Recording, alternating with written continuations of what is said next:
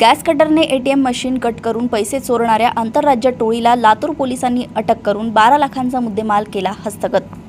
DB पथकाने मिळवलेल्या गोपनीय माहितीच्या वरिष्ठांच्या मार्गदर्शनात सखोल तांत्रिक विश्लेषण करून मिळालेल्या माहितीवरून एटीएम मशीन कट करून त्यामधील रोख रक्कम चोरी करणाऱ्या आंतरराज्य टोळीला दिनांक 10 सप्टेंबर रोजी दुपारी 3 वाजताच्या सुमारास लातूर ते औसा जाणाऱ्या रोडवरील एका खडी केंद्राजवळ 4 संशयित आरोपींना वाहनासह ताब्यात घेण्यात आले। त्यांची व त्याच्या कारची झडती घेतली असता त्यांच्याकडे गॅस टाकी, oxygen cylinder, gas cutter, Telangana राज्याचे 2 बनावट नंबर प्लेट तसेच एक लाकडी मूठ असलेला खंजीर व रोख रक्कम 1 लाख रुपये मिळून आले। अधिक विचारपूस केली असता त्यांनी त्यांची नावे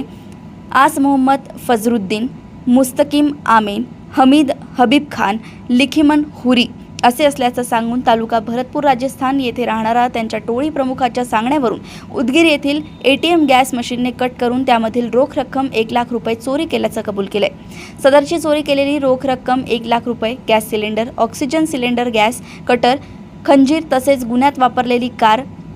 असा एकूण 12,24,000 रुपयांचा मुद्देमाल हस्तगत करण्यात आला असून नमूद आंतरराज्य टोळीकडून लातूर जिल्ह्यातील, महाराष्ट्रातील व इतर राज्यातील आणखीन गुन्हे उघडकीस येण्याची शक्यता असून त्याप्रमाणे पोलीस ठाणे उदगीर ग्रामीणचे पोलीस अधिकारी व अंमलदार पुढील तपास करतायत। लातूर येथून सहसंपादक रणजित मस्के यांची रिपोर्ट।